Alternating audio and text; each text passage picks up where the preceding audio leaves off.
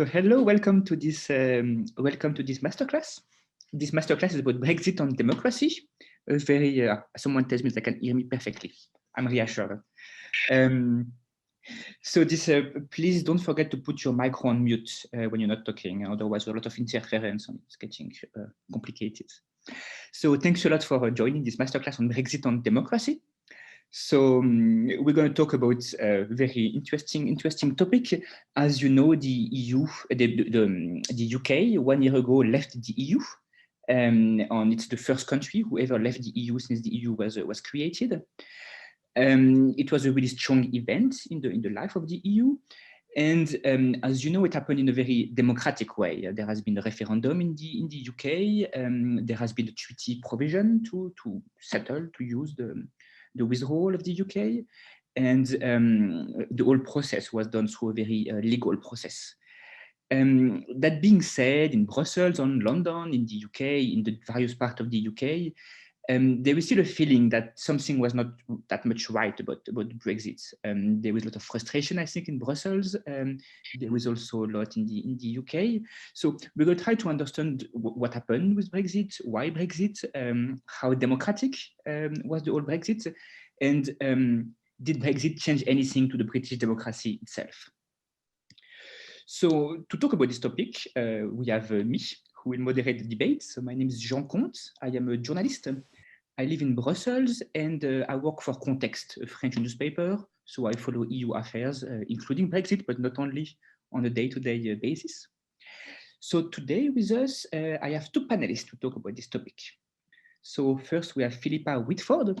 So Philippa Whitford is a member of the Parliament, of the British Parliament since 2015, if not mistaken. She's from Scotland, from the Scottish National Party.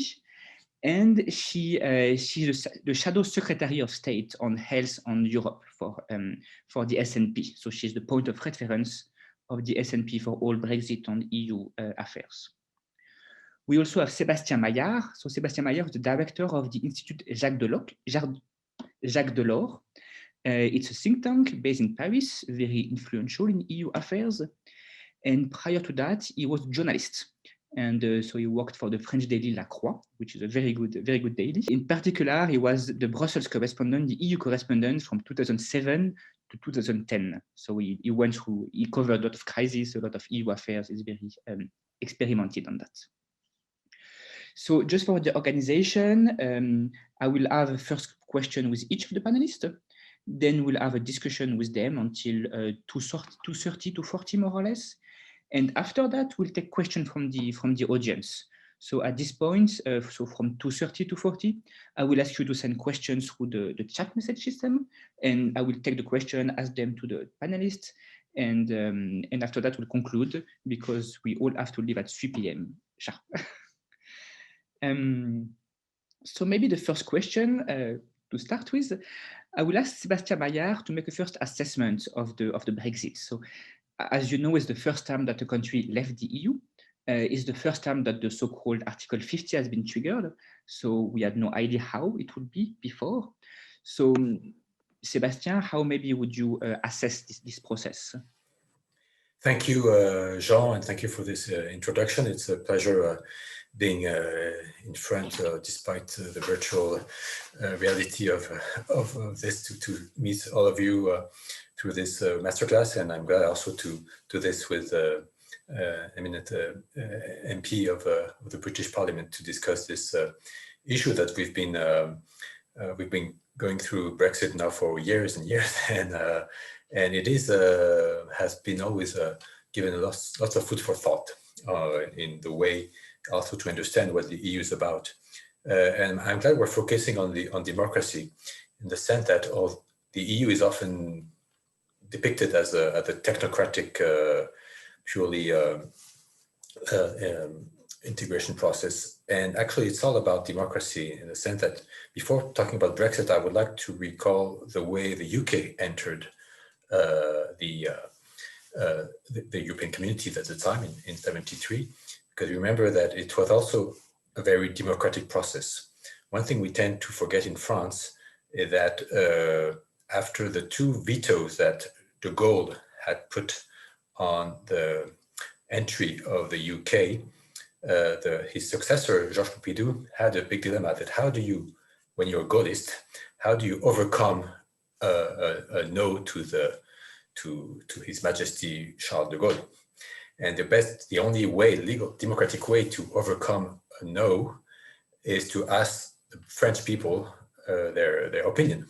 And so he organized a referendum in France in 1972, and where the question was, do you agree with the entrance of the UK and Ireland and Denmark, who were the three countries entering at the time, but the main issue in the public opinion was the UK entering. Remember that the UK before did not, the process had always been open to them, and they had first refused, and then France had refused when they then wanted to come. So you have to get everyone, it's like entering the UK, like entering in a club. Everyone has to agree that you're in to admit you. And so when this referendum took place in 72, there was a massive yes of the French people saying, yes, we want the UK to come. I'm not saying the turnout wasn't very high, to be honest, but I think it was over 60% yes, that, for this much more, even I think 66% of the French people said, yes, we want the UK to come. So, and then there was also a referendum in the UK afterwards, when under a Labour government, who also had a referendum, when the British people also said, yes, we want to join. So you couldn't make it more democratic. Everyone wanted to come on both sides. And what I found very striking and even a bit of a shock when the Brexit referendum in 2016 came in, is that we suddenly discovered that the European integration was not some sort of ever-going, lasting process. It could come to a halt, which could be sort of frightening, even if you're, I just can imagine, a deep Europeist as myself, but it's also quite refreshing, and actually I think a good democratic lesson to know that things are not meant forever, and that if although the treaties we sign have no end, even if when we made the euro, it was meant also to be something that is supposed to last forever. As any human institution, they are not eternal. And I think the EU suddenly with the Brexit referendum discovered that it was mortal. And it's always, even as a human person, always frightening to realize that you are mortal. Sometimes we tend to forget it. And I think the virus also recalls it to us. It's like, in a way, sometimes difficult to bear with. But so we discovered it was mortal and it was fragile. And it's not very, it's a lesson we would like not to have, but I think it's a refreshing lesson. And when, and then you mentioned Article 50. It's true that when it was triggered in 2017, then when we realized that, okay, this is really going to happen. This is becoming serious. It's not just the political shock, but then you had the legal shock. Because I remember when you study EU affairs, you know that there is this provision that you recalled of an Article 50 where that could be used if you want to step out. But it was always meant, something, a bit theoretical that would never happen. Something that, it's a bit like when you have when you sign for an insurance contract, you don't read everything because you just want to borrow a car, and there are provisions for all kinds of situations that you hope will never happen because you just want to drive your car. Well, the Article 50 was like this. It was meant to reassure, especially the Eastern countries when they joined after the big enlargement to the East, that this was not some kind of Soviet Union where you were trapped in, but you could leave. And I think the Brexit, you can, I think, understand that I think it's a very, it's a pity, and I really regret that the UK left. But I think there's a democratic lesson to it, and it's the lesson I really take from it is that it's possible to leave legally. It's not, the UK has done nothing illegal in leaving the EU. I mean, it's possible. I'm not saying it's right, but it's legally possible. And if we had had a no deal, I think it would be had been worse. It reminds us of the democratic nature of the EU in the sense that we respected, and that Michel Barnier kept on repeating, we respect the choice of the UK. When I say the UK, of course, I mean the majority that was in the referendum. I know that we can perhaps go back to this later of the way Scotland, Wales, or Northern Ireland, and even London, or I mean, that's another story. But I'm talking about the outcome that, as outsiders, we had to cope with. That there's a majority there, and there's a choice. You may find it rational or not. Anyways, it's there, and we on our side, we just on the European side, we just had to respect it. Especially when Article 50 was triggered, then yes, we had to respect it legally, and I think give a democratic also lesson to the world that this can happen. Of course, it's painful. Actually, I'll just finish on that part. It reminded me a bit of, because now that the UK is out, the big question is, does it really make a difference in terms of regulations? Will to what extent, and it's a worry on the French side, to what extent the UK will really go on its own way and have different regulations very far from us. I tend to perhaps compare what's happening with the creation of the Anglican Church. When Henry VIII left the Roman Catholic Church, he wanted to be the ruler of the church in England, but in practice, the liturgy, the hierarchy, the norms remained very close to the Catholic, Roman Catholic Church for centuries. Then it changed over time, but there was no big divergence. So it was like a Catholic Church with no Pope, with Henry VIII, with the Act of Supremacy. And I tend to see, for the time being, but perhaps we should meet in a century from now to see where we are, that the divergence hopefully will remain very low, and that actually you can, either European, I hope I can still feel European in the UK, and the Catholic can feel very close to Anglicans when he comes into an Anglican church. If I will stop the parallel there, but I think that also tells you there's something very English to the fact of wanting to not to obey to Rome or not to obey to Brussels. Interesting parallel. We will not. We should reflect whether von der Leyen or Barnier is the Pope, but it's an interesting parallel. Thanks a lot, Sébastien, for that. Philippa, I think I will ask you a question now, if you agree.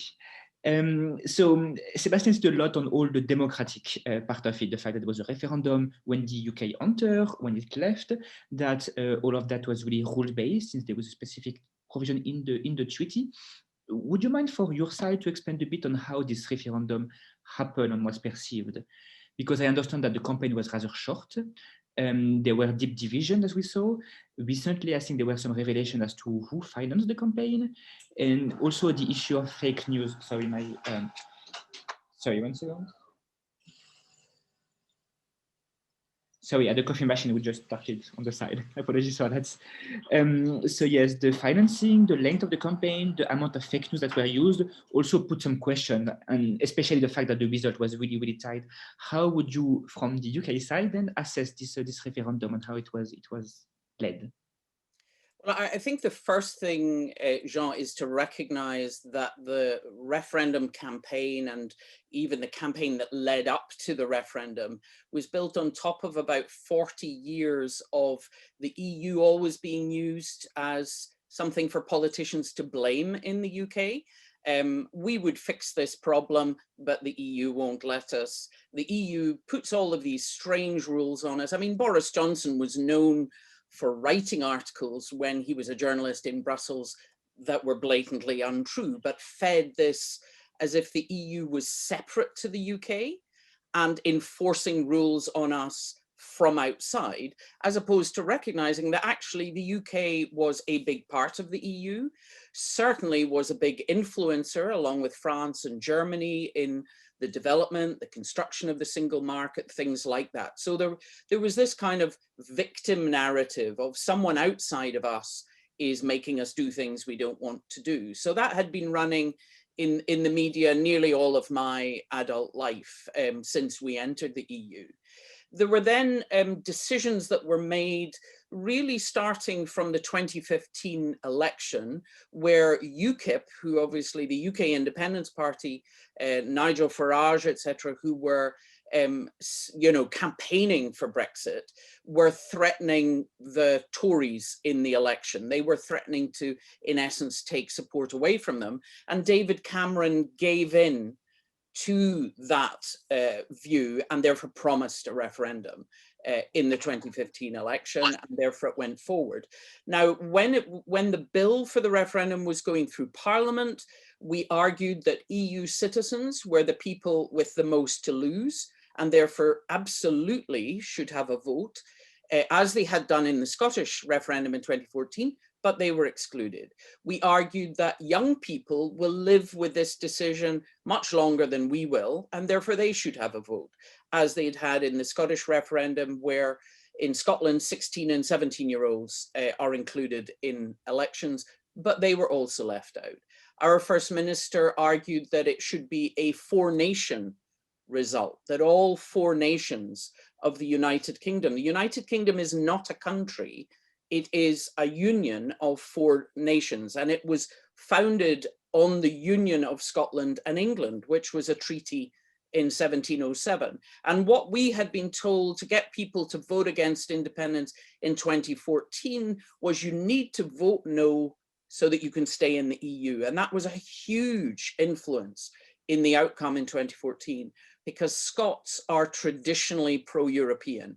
You know, we traded in the Hanseatic League, we had the old alliance with France at a time when England's relationship with Europe was usually a war with Spain or France or both, you know, so Scotland's always had a different view of Europe. Unfortunately, all of those parameters for the referendum were disregarded. And as Sébastien said, the outcome was quite close. It was 52% to leave, 48% for remain. And David Cameron left the field, but Theresa May said, I will consult across the United Kingdom and across the Westminster Parliament to find a form of Brexit that everyone can accept, and then I will go to Europe. And she didn't do that. The Scottish government were the first to publish a compromise, which is that Scotland and Northern Ireland should be allowed to stay in the single market and customs union to help solve the problem of Northern Ireland and to respect that both of those nations had voted Remain. That was thrown out within a matter of months, and instead we got the Lancaster House speech in January 2017, which made it clear we were definitely leaving the single market, the customs union, Euratom, and that we were therefore headed to a very hard version of Brexit. No kind of Norway or, you know, Switzerland, or we want to say very close to you. We were going very much out into the hard regions. And under Boris Johnson, that actually became harder still. So while, as Sébastien said, yes, what we have at the moment is better than a no-deal Brexit, but mine is a fishing constituency. I'm on the southwest coast of Scotland, and my local exporters of lobster and langoustine to France have not managed to export since the 1st of January. I have boats tied up in my harbour. I have businesses that are collapsing. And we are seeing that across Scotland. We are seeing all of these repercussions of Brexit in Northern Ireland as well. And the fine print is becoming visible to people. I'm a member of the future relationship with the EU committee at Westminster. We only got the future relationship on Christmas Eve, and yet our committee was disbanded on the 16th of January. So finally we have a relationship to scrutinize, and yet the committee has been disbanded.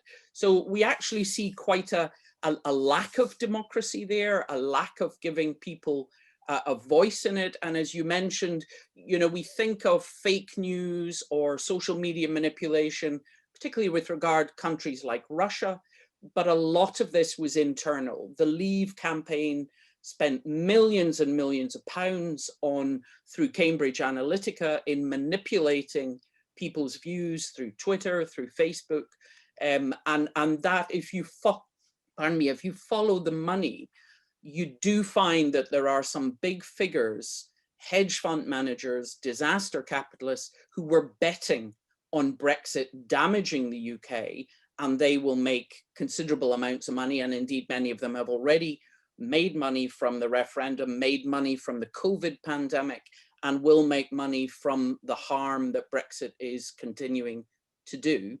And the short campaign, it was very superficial. There was no detail. And that led to constituencies in the north of England that totally depend on things like car manufacturing or fishing, voting for Brexit, which is actually harming their community and their business even more than other areas. So people are beginning to see the result of Brexit. And the one thing I would say about what Sébastien was talking about, obviously the EU is a union. There was a legal mechanism to leave. There is a recognition that if a treaty no longer suits a country, they have the right to withdraw from it. And that has been repeated in Westminster by many members of the government. And yet they turn to Scotland and say, we have no right to even make a choice. No, I don't expect them to support that Scotland would become independent, but to say that people in Scotland are prisoners within the UK, that we have no right to express our choice or choose our future is utterly anti-democratic and ironic that they do not see that the EU did not force an EU-wide referendum, nor did they refuse permission for the UK to hold a referendum or refuse permission for Article 50 to be moved. And yet they turn, and this is the attitude towards Scotland. So while in 2014 we were promised that we were partners in a family of nations, we have been excluded from the negotiations. There's been very little consultation with Northern Ireland, Wales, or Scotland, and we are excluded from the final trade deal and from future trade deals, even though we already hear the narrative around changing food standards, environmental standards. They were doing a review of workers' rights around the 48-hour limit, etc. So much as like Sébastien, I hope standards do not drop, that narrative is already there in the background. Mm-hmm. Thanks a lot. Just for the campaign, to remind everyone, so the decision to hold it was officially, I think, in February 2016, and the vote in June 2016. So it's only a few months campaign on a very big issue, as you understand all, that was at this point very, very blurry. Yeah? And it's only in 2017 that the UK officially triggered the Article 50, so made the official request that started the 2 years period on the whole withdrawal on the negotiation process. But yes, only a few months for this important campaign. If I would just follow up with you, Philippa, so you did a lot on the different nations of the UK, on the role of Scotland. We understood that Scotland had a different view on that. What do you think will happen for the future now? Because Scotland is out of the EU as the UK is, but I think a referendum might be planned maybe on Scottish independence. How do you see the future of Scotland in the UK? Or what would happen? Well, obviously there have now been 20 opinion polls in a row showing that the majority of Scots actually now support independence. And I would say the big mover in that is Brexit. As I say, Scots are inherently pro-European. We see ourselves as modern European citizens. We are angry at that being taken away from us. People like my German husband, obviously, he worked here. We're both doctors.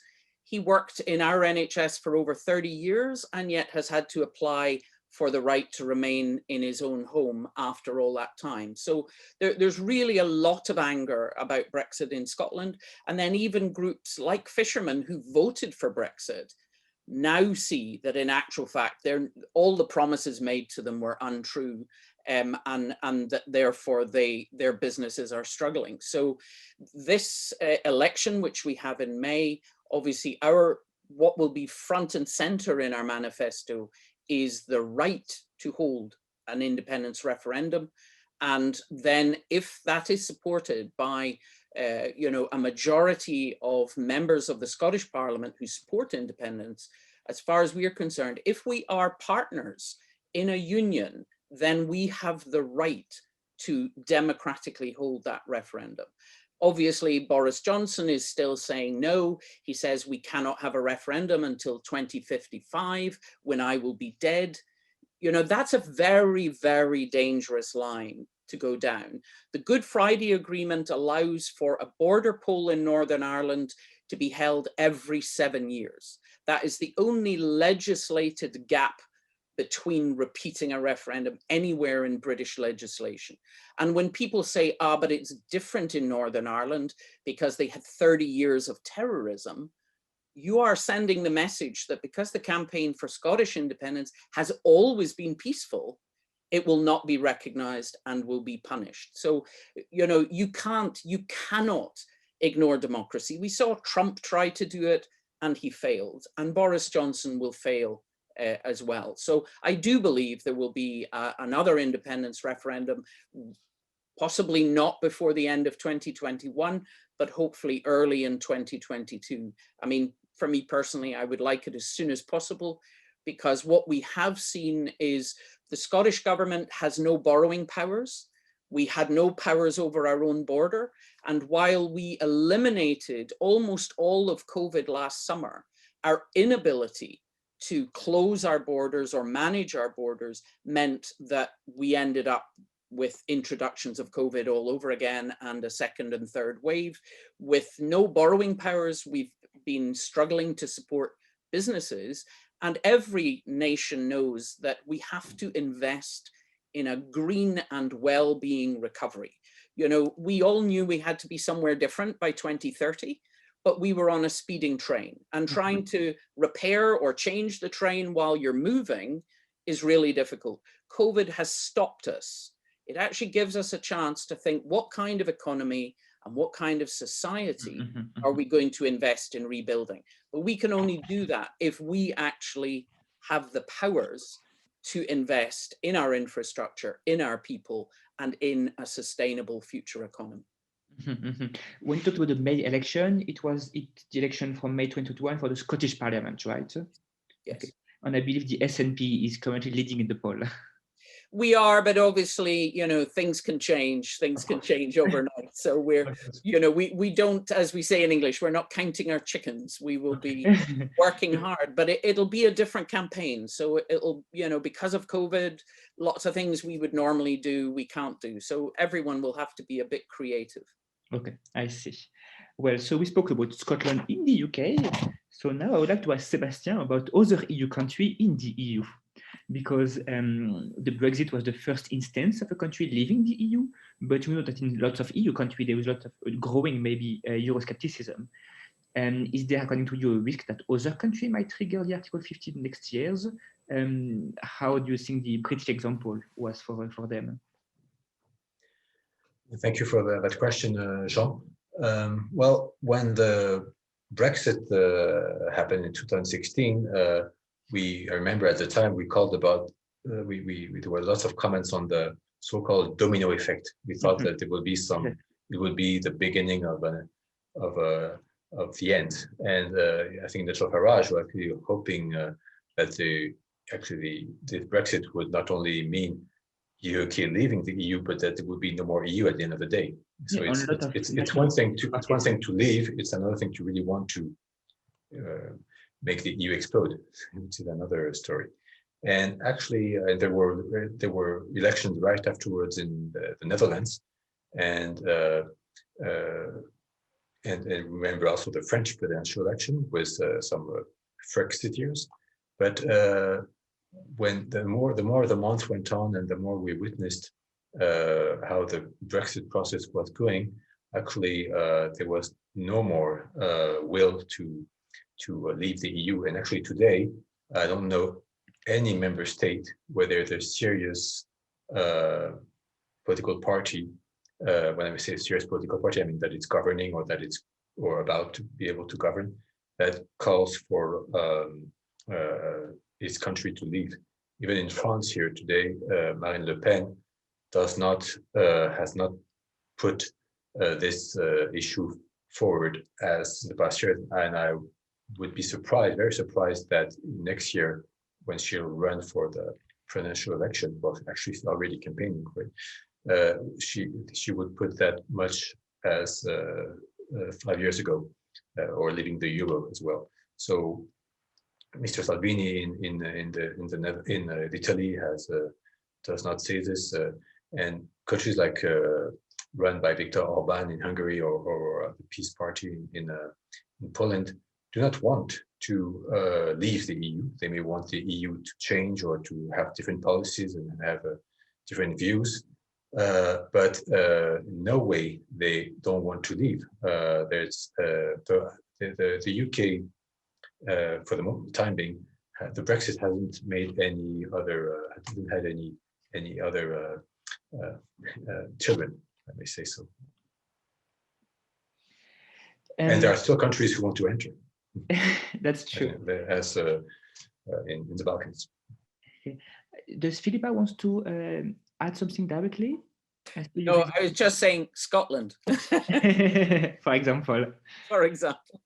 But on the, just Jean, if you let me, what I find interesting in what Philippa puts forward is that she recalled rightly that the historical links between Scotland and Europe, with France and various other regions in the continent, and that tells you that in democracy there's two words: there's demos and kratos, and the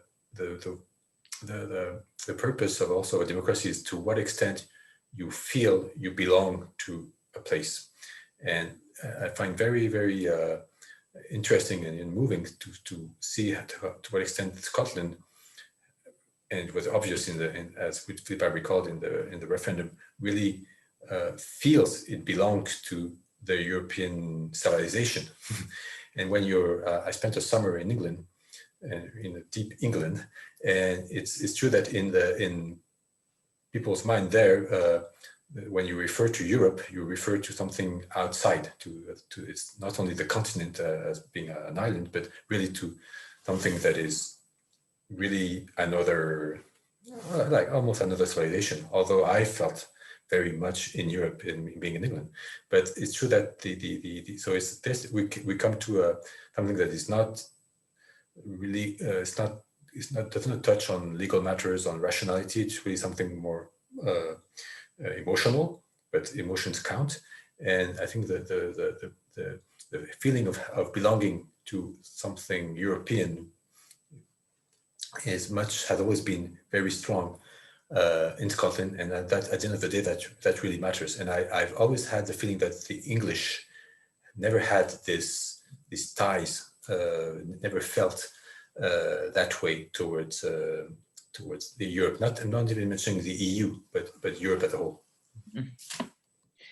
Thanks a lot, Sebastien. So you talked about demos and kratos, two interesting concepts. I would like to add one more concept in the basket. It's sovereignty.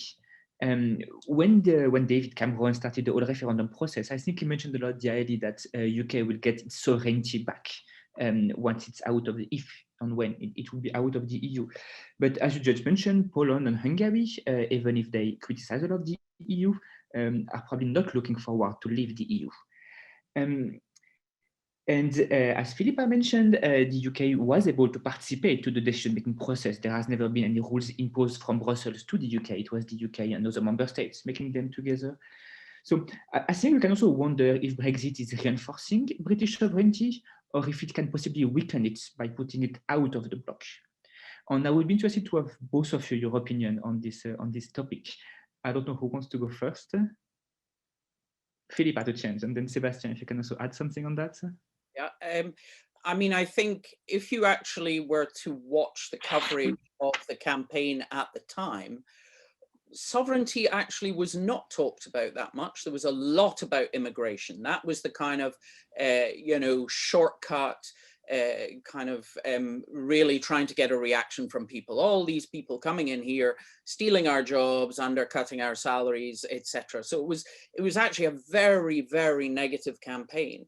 And sovereignty only really appeared in that way that Sébastien talked about. Rules are enforced on us by Brussels. Brussels is civil servants. There is no democracy within Europe, whereas in actual fact, you know, it has all the same democratic structures as electing a parliament in Westminster. Whether people choose to engage in that election or not is their decision. But, you know, in actual fact, it has all of its democratic structures. So we saw that it was painted as a lack of democracy, and, you know, we can't control our own borders, and that whole thing on the side of the bus, 350 million going to Europe every week that we could spend on the NHS. And of course, that completely ignored all the various rebates, all the gains to the UK. So it was a false number.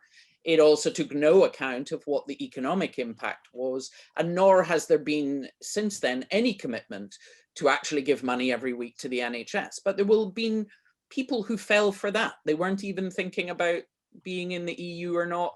Oh, more money for our health service, that would be a good thing. I will vote for that. These kind of communities in the north of England, a lot of them, it was just undirected anger. So because the campaign was so superficial, there was, and many businesses didn't speak out about how Brexit would impact them. There wasn't great detail for people to think, oh, if we build Japanese cars, which we export into Europe, and now we can't because there might be a tariff, I might lose my job. You know, you literally had people who were voting against their own interest just as a way of hitting the Conservatives, of showing I'm angry. No one ever fixes the local problems here. I want to give David Cameron a bloody nose. So, you know, sovereignty became, oh, it's all about sovereignty. It's all about escaping from the European court. But what we see is, in actual fact, the UK always had sovereignty throughout its time, as all the other, you know, France and Germany are independent nations. It's ridiculous to describe them in any other way. But if you are going to collaborate internationally, whether with the EU or the World Trade Organization, whether in a trade deal with the EU or a trade deal with America, you will always have to find compromises.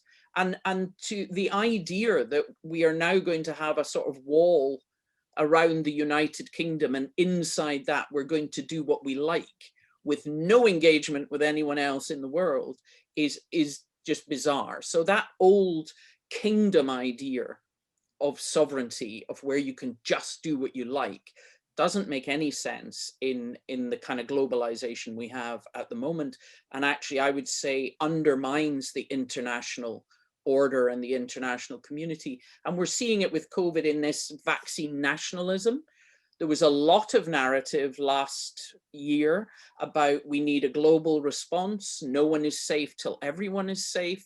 We need to make sure poorer countries can access vaccines, but that's not what we've seen. And particularly in the UK, it is the one thing the UK government have kind of succeeded in through COVID, is getting their vaccine program up and running quickly, and therefore they're not going to let go of that. And they don't care what happens in Europe, and they certainly don't care what happens in Africa and other countries.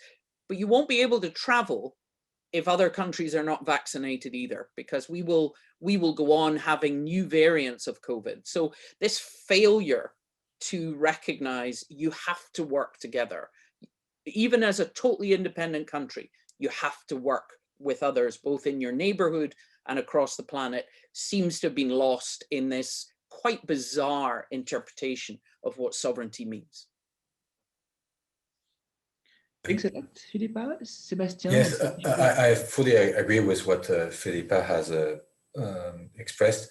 It's true that I think the slogan "Take Back Control" was in a way to express the idea of regaining sovereignty, but in a in an absolute sovereignty approach, which doesn't make any sense. The European Union is all about interdependence, not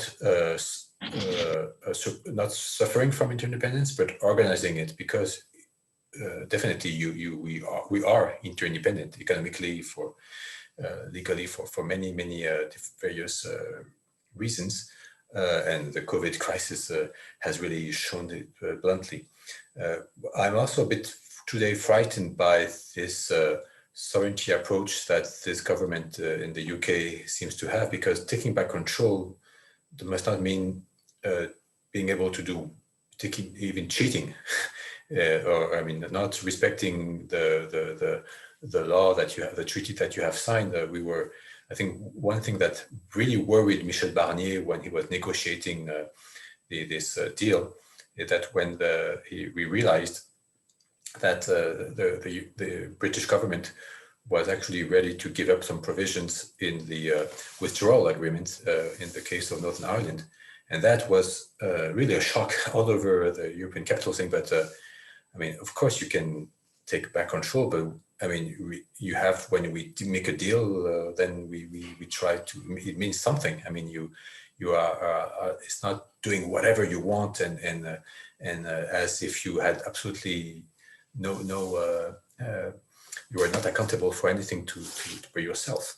And that, if that goes on, even also with in the AstraZeneca scandal, that can be very worrying, because even if in between various independent countries, you respect this. I will just end with a reflection, but that's more for Philippa, perhaps I'd like to know your opinion on this. It's the difference between independence and sovereignty, in the sense that you can be an independent country, but your sovereignty, and that's the whole concept of European sovereignty, that if we really want to face the GAFAs, face climate change, face terrorism, face cyber attacks, face Russia, face China, all the threats, all the challenges we have, we see today that even the most independent country cannot do it all by itself. And whether you're Germany, whether you're France, it's not just the case for Malta or Slovenia. I mean, we really need this European approach to sovereignty in order to take really back control of our destiny. And I think that's the difference today between you can be an independent country, but of course I would be more confident in Scotland independent, but within the EU, then I think in Scotland independent all by itself wouldn't get anywhere. I don't think that there is any real appetite in Scotland to be independent and isolationist. And I think it's important to see the difference between independence and isolation. And unfortunately, there's quite a strong isolationist narrative within the kind of strong, if you like, English Brexit narrative. So our wish for independence is to have agency. That's what sovereignty means, is that you get to make decisions about your future, including recognizing where you're going to share sovereignty with your neighbors or countries in totally other parts of the world for your common good, whether that is, you know, for us working with Malawi or, you know, working with the Amazonas to tackle climate change. You can make that decision. I think what Brexit has shown, so there's the harm of Brexit itself, but what it has really brought home to people in Scotland is, contrary to the promise that we are partners in a union of the four nations, is that we are not, that the decision will be made by people in Boris Johnson's cabinet, and we will do what we're told. And therefore, that feeling of being trapped is like being trapped in an abusive relationship. So we are told that we are hopeless, that you are too poor, you couldn't manage by yourself, but we choose to subsidize you. As Dieter Helm, the economist, says, Scotland is incredibly wealthy in resources. So we had obviously 4 decades of oil, from which we gained nothing. Scotland did not get the funding that came from our oil. We have vast renewable energy. We have a quarter of Europe's marine energy potential. We will be big hydrogen producers in the future, and we're in danger of exactly the same. So the resources that Scotland has, the energy creation that Scotland can contribute, will not bring any direct benefit for people in Scotland. And we will be stuck with this narrative in England of global Britain, of going back to the British Empire, all the talk about the Second World War. You know, there's a terrible, oh, somehow we beat Germany in the Second World War. We are the greatest country in the world. We are going off by ourselves. Scotland, we don't see ourselves as that, but nor are we weaker than any other country, nor do we have any less resources, both physical and human, than any other country that would allow us to be a modern, small European nation contributing to the overall EU project and with a strong wish to be international contributors. So independence means agency, means getting to make decisions about your future. Sovereignty is something that you can then choose to share.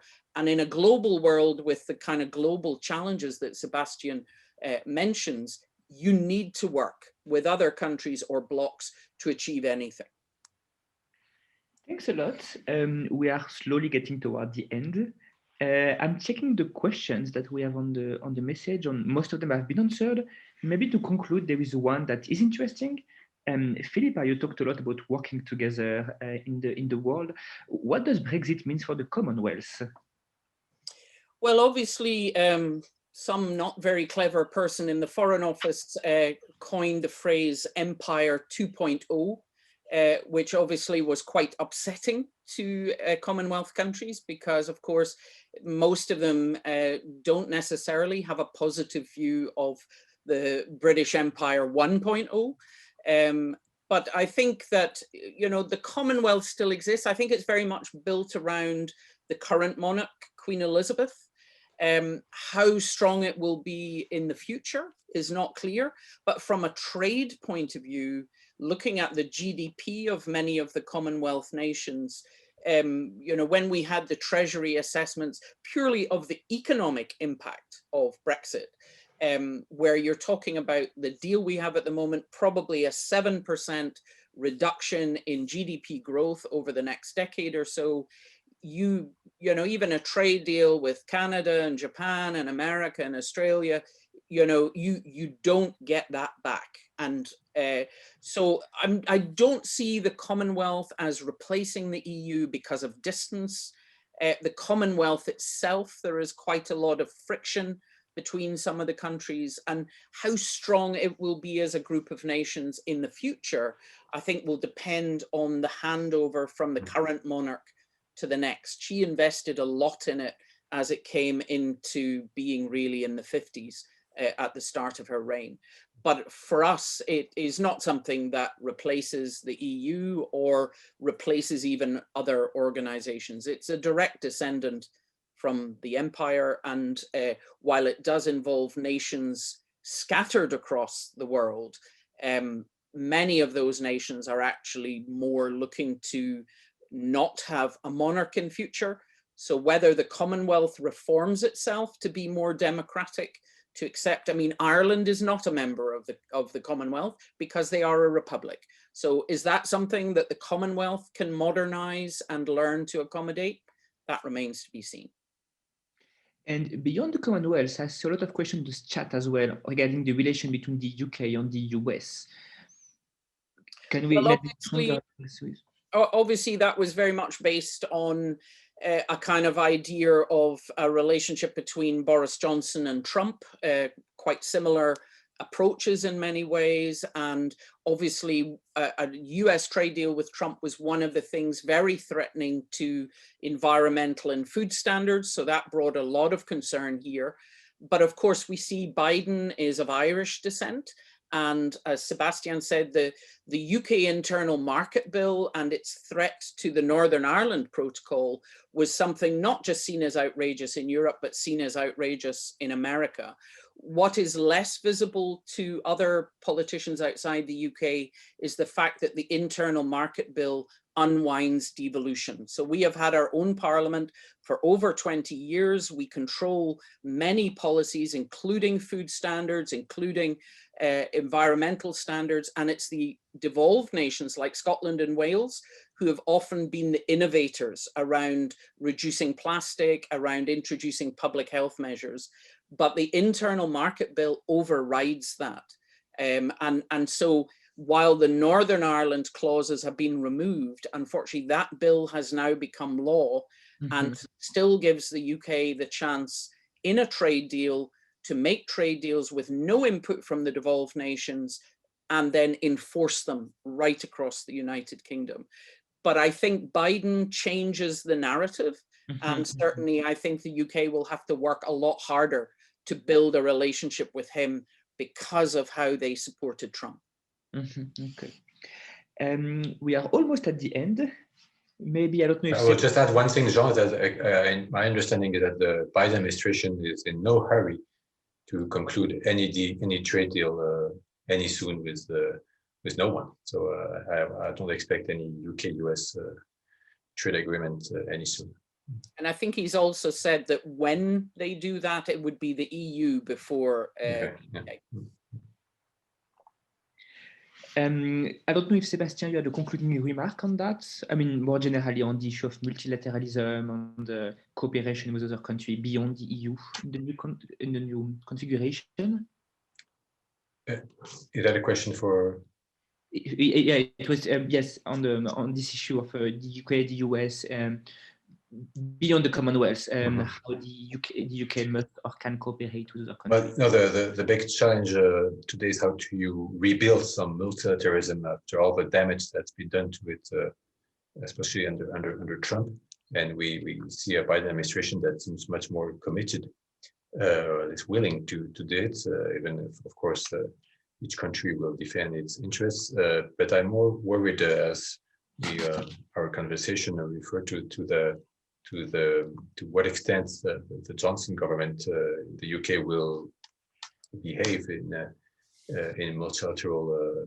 It seems to be common values we share on that, and but I mean you cannot, if you take back control, you still have to respect multilateralism. Another perhaps just reflection on the Commonwealth. Sorry, if I may step in. That it's on the long history, it's interesting to see when you look at the relationship between the EU and the UK, how the Commonwealth has been an issue at the very beginning. And Philippa, correct me if I'm wrong, that the UK was not in a hurry to join the European communities because we have the Commonwealth, and that's our. I mean, we don't.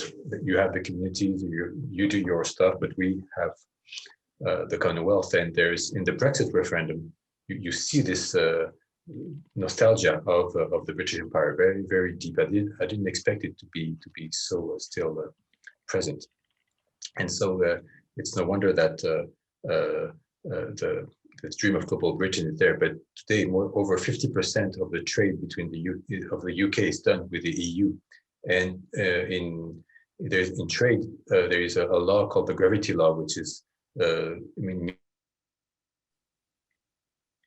the more you are close to a country geographically, the more you are willing to trade with it. And I mean, geography is there; we cannot change it.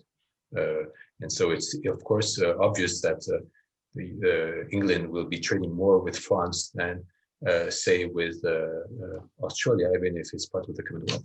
I think also, Sebastian, that the Commonwealth countries like New Zealand, who had exported a lot of lamb to the UK, suddenly had to change their market when the UK did join the EU.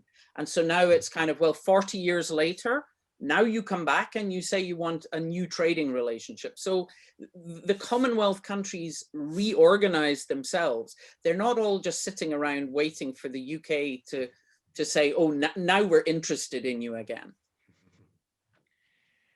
Well, thanks a lot for that. I'm quite afraid it will be time to finish. So I would like to thank our two panelists. It was, at least for me, very interesting. So I hope it was the same for all the participants. It's complicated to conclude such a broad debate. Maybe I would just mention the fact that we started from Brexit, then we went to the EU, and then to multilateralism, which is hard to pronounce and also to maintain. So maybe the conclusion is that... Not forgetting Scottish independence. Indeed. So maybe to conclude, you can just remember that in an interconnected world, what the UK does affects a lot of people around, and that sovereignty, as we said, is not always something that you get by closing your border and getting out of organization, but you can also achieve sometimes by being inside organization, cooperating with them. On this last word, I think I will have to send everyone home to their different panels. All the participants here, all the audience has to go to some conference, I think, on panels. So that thanks a lot. Thank you very much, Jean. It's been very interesting to join with you, and nice to meet you, Sébastien.